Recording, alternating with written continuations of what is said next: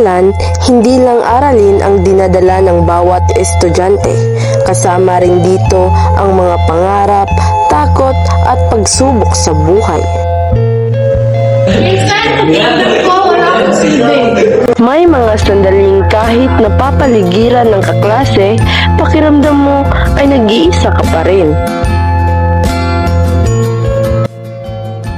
Okay ka lang ba? Napapansin ka namin. Hindi ko alam, parang napapagod ako.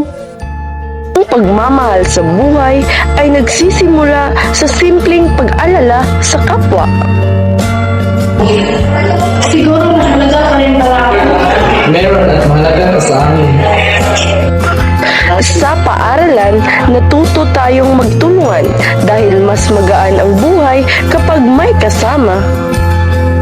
Isang araw na lang muna, kaya mo yan. Hindi ka namin iiwan.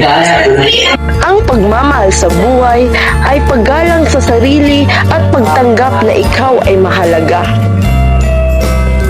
Huwag kang mag-alala, Jorin. Hindi ka nag-isa. Dito kami. Lahat na makaya, hihirapan minsan.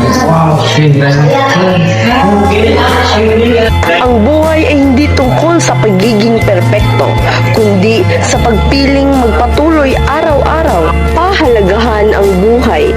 Mahalaga ka. At sa paaralang ito, may mga kaibigang handang umunawa.